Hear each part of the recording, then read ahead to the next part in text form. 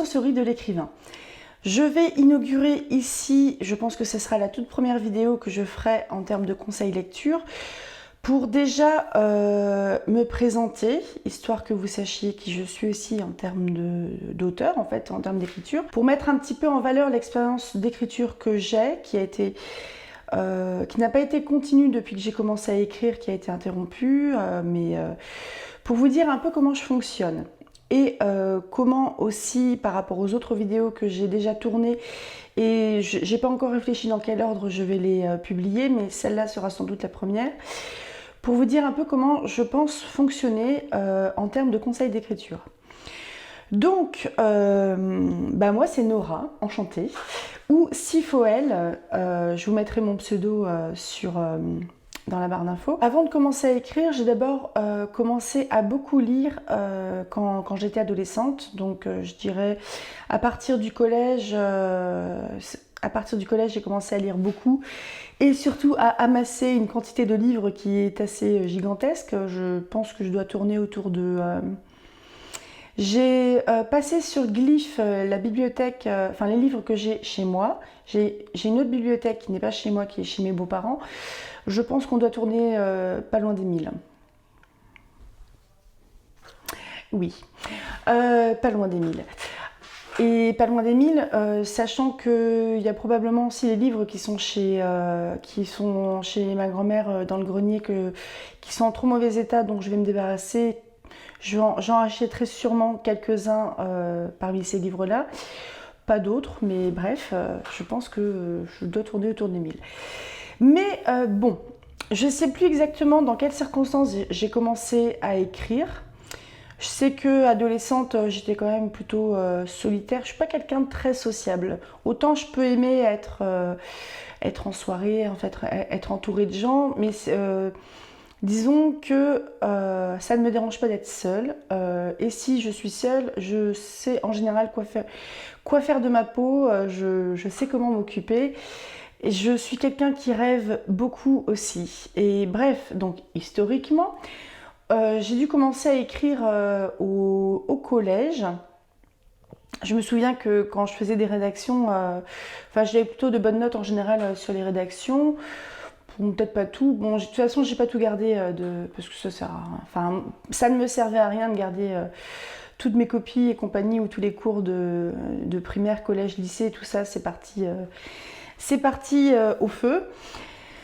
Mais je sais plus exactement quand j'ai eu mon premier ordinateur, parce que là je dois être à mon 4e.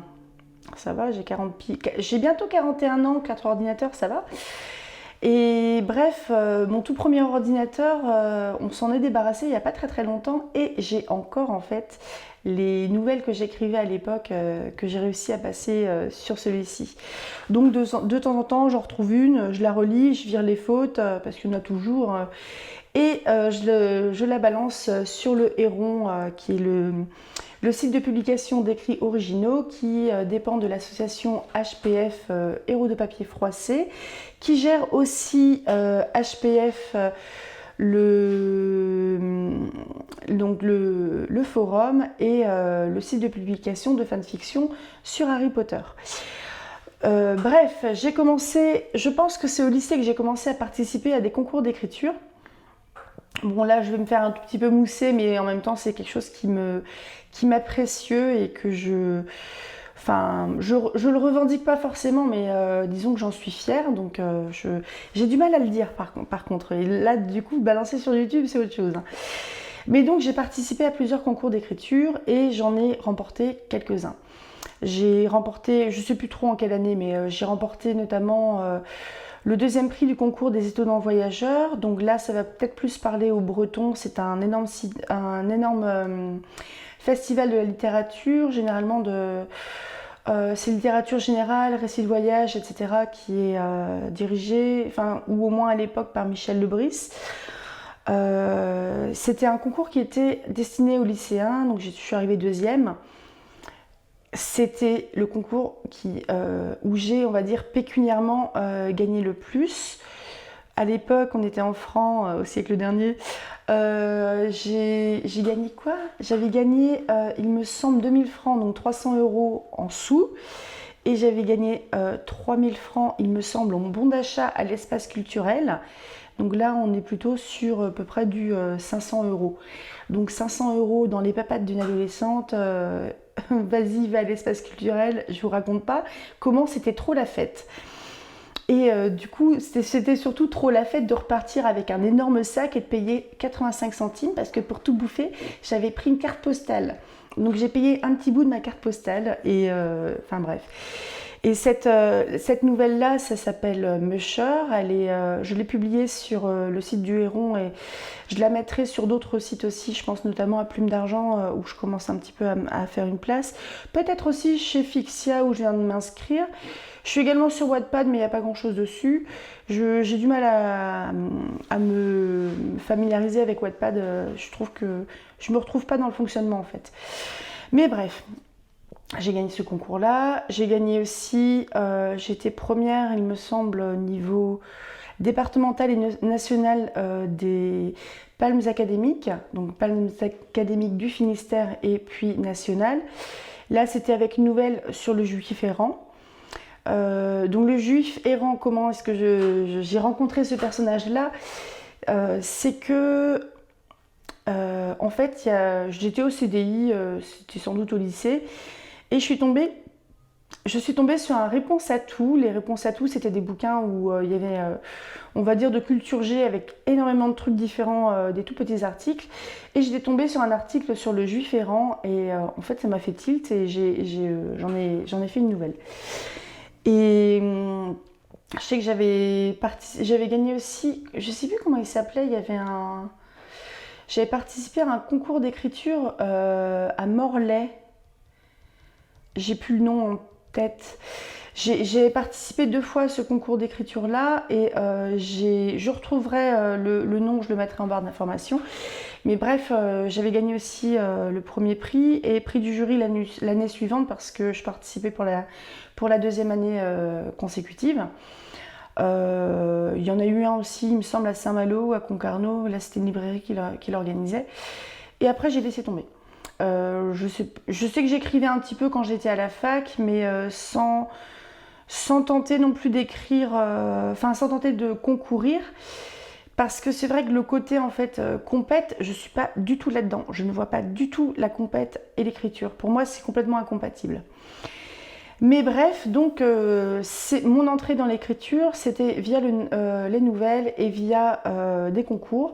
Parce que j'étais adolescente et que j'étais pleine d'allant et pleine de confiance dans l'avenir, on va dire. Après, quand j'étais à la fac et ensuite dans les études supérieures, j'ai beaucoup moins écrit. Je me souviens avoir recommencé à écrire et j'ai découvert très tardivement la fanfiction avec notamment Harry Potter. Donc c'est là que je suis arrivée sur le site HPF où j'ai été j'avais commencé à publier en fait il me semble en 2014 et je suis revenue, je pense comme beaucoup, à l'écriture avec le confinement parce que va t'occuper quand tu es enfermé et qu'il y a un contexte anxiogène. Et donc j'ai été extrêmement active, on va dire en 2020, de 2020 à 2022, où là j'écrivais vraiment beaucoup. Je me suis fait pendant quand même quelques mois un anneau par mois de 50 000 mots. Mais comme il y a le côté un peu addictif, donc le nano, c'est le National NaNoWriMo, je sais plus. Le nano, c'est un événement international d'écriture qui a lieu en novembre notamment, parce qu'il y en a d'autres aussi, où en gros, c'est allez chiche, on s'écrit 50 000 mots en novembre. Donc 50 000 mots, c'est quand même un roman. Je sais plus, je crois qu'on tourne autour de 200 pages, un truc comme ça. Je dis peut-être des bêtises, hein. Moi, niveau de la casse, je suis pas très calée, c'est des trucs qu'il faut que je me remette en tête. Mais j'ai écrit beaucoup, du coup, principalement en fanfiction Harry Potter. Ensuite, j'ai un petit peu étendu mes fandoms parce que je suis tombée dans le MCU. le Marvel Cinematic Universe. Et en fait, depuis quelques mois, je pense que toute cette écriture, ce foisonnement d'idées au niveau de différents fandoms, ça m'a fait... ça a relancé la machine à imaginer en fait. Et j'ai pas mal d'idées de romans, voire de séries de romans. Donc c'est des idées qui sont pour certaines très anciennes. Pour celles qui m'ont lu par exemple l'histoire de Zack et l'homme gris et Okra, enfin l'homme sombre, ça remonte, hein. Ça fait 10-15 ans que j'ai eu cette idée-là. Et bref, tout ça pour dire que alors, ce que j'écris, c'est principalement dans les genres de l'imaginaire, donc du fantastique, voire fantastique à tendance horrifique, mais surtout de la fantasy. J'ai pas mis le pied encore dans la science-fiction parce que j'en lis pas. J'en lis pas de la science-fiction. Pourtant, au niveau des films et des séries télé, c'est un genre qui peut m'intéresser. Je pense à des choses comme Matrix, je pense à des choses comme Interstellar, etc. En série télé, j'ai pas d'idée comme ça tout de suite, mais je sais que j'en ai vu, enfin des trucs avec des extraterrestres par exemple. Et bref, j'écris, on va dire de manière générale, j'imagine beaucoup. Et toujours dans le parcours d'écriture, là, j'ai eu un espèce de gros frein quand j'ai commencé à brainstormer sur la conception de la chaîne YouTube, parce que mine de rien, même si papoter autour des livres ou faire des lectures de livres libres de droit, ça semble assez facile, ça prend quand même pas mal de temps, déjà le temps de tournage et de montage, parce qu'une vidéo de 30 minutes, je vais peut-être passer 45 minutes à la monter par exemple. Et un livre audio où je vais avoir une plage de, je sais pas, 1 heure de lecture que vous allez écouter, ça va peut-être me prendre 1 heure et demie à la lire et ensuite 1 autre heure et demie à la monter. Donc vous voyez, c'est quelque chose qui demande un investissement. Mais c'est un investissement que je suis ravie de donner et que je suis prête à continuer, à continuer comme ça à le faire parce que j'aime bien. Donc moi, je suis pour faire des choses qu'on aime bien, donc je continue, il n'y a pas de raison. Et c'est vrai que donc la conception de cette chaîne YouTube qui me prend encore pas mal de temps de gamberge entre guillemets, ça a mis peut-être pas un frein non plus, hein, parce que j'ai toujours des idées en termes d'écriture créative, mais j'écris beaucoup moins. Là où il y a quelques mois, je parle peut-être même l'année dernière ou début d'année, je pouvais écrire 50 000 mots. Là, si j'arrive à tirer 10 000 mots par mois, je suis contente. Ou même 300 mots un jour comme ça. Et après, c'est pas quelque chose qui me stresse. Vous voyez, je sais qu'il y en a par exemple au niveau de la lecture qui vont... peut-être des gens qui tiennent des chaînes YouTube ou des Bookstagram, etc. qui vont se dire « Oh, je suis en panne de lecture ». Je considère pas en fait que s'interrompre dans un processus de lecture pendant 1 semaine, 2 semaines, 2 mois, c'est pas grave. C'est pas grave du tout. Et pareil, pour moi, s'interrompre dans un processus d'écriture pendant 1 mois, 2 mois, 6 mois, parce que là je suis bien à 6 mois, où il y a un bon frein, comme je vous disais, pour moi, c'est pas grave. C'est pas quelque chose qui va me stresser. Je vais pas me dire que je sais plus faire ou des trucs comme ça. C'est pas grave. J'ai déjà écrit dans le passé, c'est revenu. C'est pas un manque d'inspiration parce que des idées j'en ai, mais je pense qu'en fait je suis en train de changer au niveau de la manière dont j'appréhende l'écriture. Parce que quand j'écrivais beaucoup, là, mes 50 000 mots par mois pendant peut-être 2 ans, j'étais plutôt jardinière.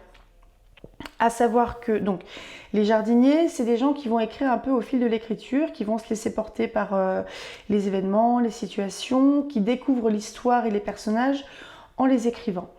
Les architectes, c'est des gens qui vont planifier, qui vont peut-être faire des fiches de personnages, faire des fiches autour des créations du monde, faire une chronologie, établir combien de chapitres, de combien de milliers de mots ils vont écrire et estimer que leur projet de roman, ça sera du 80 000 mots séparés en 37 chapitres. Je dis n'importe quoi, mais et je trouve qu'en fait, en termes de processus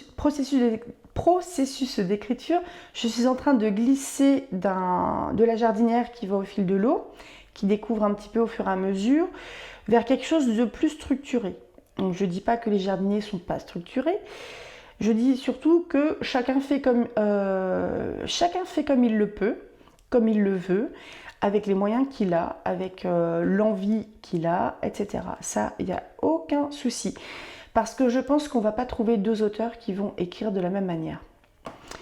Mais le truc qui est intéressant aussi, c'est de creuser un petit peu sans chercher de recettes miracles, parce qu'il n'y en a pas, ça n'existe pas, c'est du flan.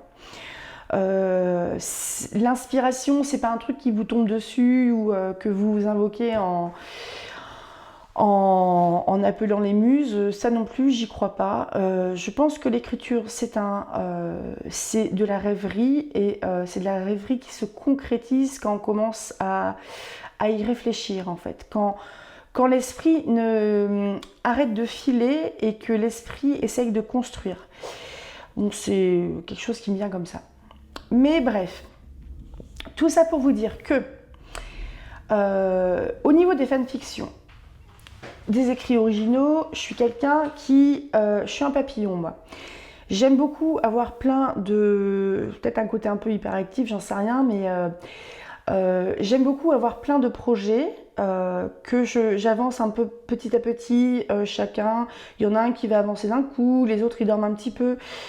Mais je considère que tous mes écrits qui sont en hiatus, qui sont en pause depuis un temps X ou Y, ils ne sont pas abandonnés. Ce n'est pas des idées que je fous à la poubelle.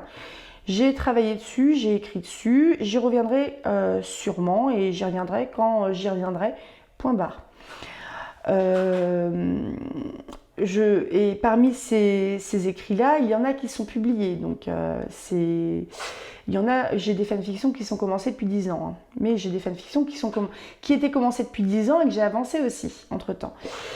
Bref, tout ça pour dire que moi, j'aime beaucoup avoir pas mal de petits projets en cours. Je suis quelqu'un, en fait, sur toutes ces petites histoires qui sont commencées, et je vous assure qu'il y en a un sacré paquet, je pense que j'en ai une trentaine de publiés. Une trentaine d'histoires en cours qui sont publiées. Ça veut dire qu'il y a une trentaine d'histoires en cours qui sont au travail dans mon esprit. Je sais que je me suis arrêtée à peu près à cet endroit-là dans l'histoire A, et que après il va se passer tel événement, que tel personnage va mourir, qu'il va se passer ça, etc. Tout ça, c'est en gros, ça reste au travail quelque part dans mon esprit, même si c'est pas converti, on va dire, en termes de mots.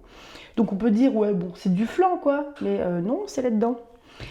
Ce qui veut dire que ça viendra.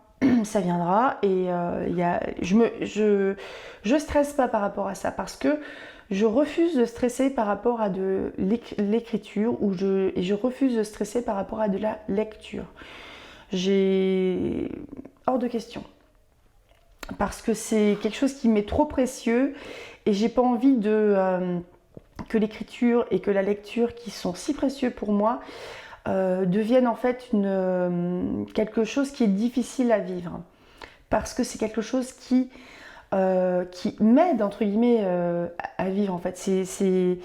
Bon, ça fait dramatique dit comme ça, mais la lecture et l'écriture, c'est vraiment quelque chose dont je ne peux plus me passer. Et c'est pas parce que j'écris pas là maintenant que ça veut dire que je vais pas bien, par exemple. C'est que je fais autre chose, c'est pas grave, on y reviendra. Et bref, ça c'était pour faire un petit peu un grand balayage sur comment j'écris, etc. Donc c'est ultra... Il n'y a rien de précis là, vous voyez, dans ce que j'ai écrit, enfin dans ce dont je vous ai parlé, il n'y a rien de très précis, j'ai un peu survolé tout ça. En termes de projet, soyons concrets. Je vais lier 2 de mes projets d'écriture à la chaîne, parce que j'ai envie en fait de vous faire partager ce qui va m'inspirer par rapport à ça, comment je suis arrivée à ces histoires-là, à ces idées-là, comment j'envisage de les travailler, parce que étonnamment, J'ai un projet de roman sur un personnage historique du Moyen-Âge, du tout début du Moyen-Âge. Donc c'est un vrai personnage historique dans un vrai contexte historique. Sauf que j'ai commencé à farfouiller, en fait, j'ai fait pas mal de recherches sur sa vie, j'ai lu des biographies d'époque, je vous en parlerai, hein, très intéressant. Et en fait, si vous voulez, le contexte historique, le contexte religieux, tout ça, ça me paraît gros, ça me paraît trop grand pour moi, et si vous voulez, je vois pas... j'ai pas l'intérêt d'écrire en fait sur ce personnage historique une biographie, parce qu'il y a déjà des biographies sur elle. Écrire un roman biographique entre guillemets sur elle, j'ai pas trop non plus, j'y vois pas l'intérêt. Donc ce que je me suis dit, c'est que je vais y mettre tout ce que j'aime, c'est-à-dire moi je surkiffe la mythologie. Et j'adore construire des mondes, des univers, des panthéons, etc. J'ai pas envie d'y mettre une mythologie qui est connue. Donc c'était les mythologies grecques a priori. Oui, c'était la mythologie grecque pour elle. Donc j'ai imaginé en fait tout un panthéon en essayant de le faire correspondre à la mythologie grecque. Enfin, c'est pas une correspondance, c'est pas du copier-coller, c'est un autre univers, hein, mais sur un personnage historique. Et c'était le début du christianisme aussi, avec différentes églises qui se créaient. Et j'ai imaginé aussi quelque chose par rapport à ça. J'en ai parlé beaucoup à mon amie Claire, qui me soutient pas mal dans les délires là-dessus. Et bref, c'est un tout petit peu commencé. Bon, j'ai un prologue et j'ai un début de premier chapitre, on va dire. Et si vous voulez, comme fil conducteur, j'ai sa biographie, tout bêtement. Et ça, c'est ce que j'ai envie de tester en fait pour ce projet et l'autre projet qui est complètement différent, c'est de créer des plans et c'est de tester des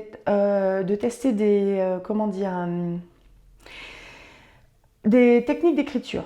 Donc des techniques d'écriture, c'est-à-dire de construire des plans. Parce que, comme je vous l'ai dit, j'étais jardinière, mais je deviens de plus en plus architecte. Et Lucie Castel de l'Institut de formation en carrière littéraire, donc l'ICAR, qui a une chaîne YouTube de podcast qui est très très bien faite, je vous la conseille, je vous la mettrai en barre d'infos. Lucie Castel dit que les jardiniers, pour elle, ne sont pas de vrais jardiniers, mais des architectes qui ont intégré le fait de construire et de structurer. Bref, pour ce projet-là, j'ai envie de partir sur... donc c'est un projet qui va nécessiter encore des recherches historiques, des recherches autour de la religion, et de les twister en fait pour les transformer et les intégrer dans un univers de fantasy qui soit cohérent. Et je me disais aussi, parce que en fait j'aime bien la romance, mais je pense que j'ai du mal à lire de la romance, parce que je pense que j'en ai beaucoup lu que j'ai pas aimé. Et ma pauvre, en fait j'ai imaginé je vais écrire et peut-être auto-publier, on verra. Là j'ai un tout petit peu commencé à écrire là-dessus, mais je vais écrire une série de 7 livres sur 7 copines. Donc un livre, une copine, une romance. Et si vous voulez, j'ai pas mal brainstormé là-dessus, mais du coup, ça veut dire que je réfléchis toute seule quand je suis sous la douche, quand je fais à bouffer, des trucs comme ça. Et ça va plutôt être sur de la new romance, ce qui veut dire que je vais lire de la new romance, sachant que, par exemple, une série de livres comme After, je pense que c'est les pires livres que j'ai lus de ma vie. J'en ferai une vidéo, un bon admettons. Mais en fait, j'ai envie d'écrire autour de rencontres, d'amour, de couple, compagnie, comment le couple se construit, comment les gens grandissent, vieillissent ensemble, etc. et comment aussi l'autre n'est pas une béquille et aborder des thématiques qui sont modernes. Il y aura des livres qui seront plus sombres, d'autres qui seront plus lumineux, plus légers, plus humoristiques, mais j'ai tout en fait déjà dans la tête. Donc c'est le truc qui est terrifiant, c'est que j'ai ma machine à idées en fait elle s'arrête jamais. Voilà. Donc cette grande introduction c'était pour me présenter et pour vous dire un petit peu ce que moi j'écrivais et comment aussi j'ai envie que la ressourcerie de l'écrivain participe à cette conception-là, à ma manière de travailler. Et bien entendu, moi je ne m'érige pas en exemple, la manière dont je fonctionne ne sera peut-être pas la vôtre, et tant mieux, parce que en fait c'est un métier d'artisanat, c'est-à-dire que chacun construit son métier, chacun construit ses méthodes. On prend des choses à droite, on en rejette d'autres, il n'y a aucun souci avec ça, aucun souci. Chacun construit sa manière de travailler. Donc voilà, c'était une grande introduction à qui je suis et avec mon magnifique gilet de chez Kiabi, la mode à petit prix, on sait pourquoi. Et n'hésitez pas à laisser un petit message si ça vous intéresse ou pas. Je pense que je vais vous mettre mes différents profils sur lesquels je publie. Vous avez le droit de lire, vous avez le droit de commenter si vous voulez. Vous pouvez également commenter si vous n'aimez pas parce que vous avez le droit, il n'y a pas de souci. Mais enfin, le tout en cordialité parce que je peux me vexer aussi des fois. Non, je suis pas susceptible en vrai, il n'y a pas de souci. Mais bref, voilà. C'était juste pour vous dire tout ça et j'espère que cette aventure que je vous propose va vous intéresser et j'espère surtout pouvoir vous apporter quelque chose, quelques billes. Ça peut être autant des billes que moi j'utilise ou des billes que j'ai choisi d'écarter mais que je trouve intéressantes et que je pourrais vous proposer. Et je pense que les vidéos qui suivront celle-ci seront la présentation des livres que j'ai en termes d'atelier d'écriture, en termes de technique d'écriture, sachant que ce sont pour la plupart des livres qu'il faut que je lise. Donc il y aura, je lance comme ça la vraie ressourcerie des écrivains parce que chez moi vous trouverez aussi quelque chose pour vous nourrir, pour nourrir le petit auteur affamé qui est en vous. J'espère. Enfin, en tout cas, moi, je suis un auteur affamé. Eh bien, à tout bientôt et rêvez tout plein de toutes ces histoires qui sont dans votre tête. À tout bientôt.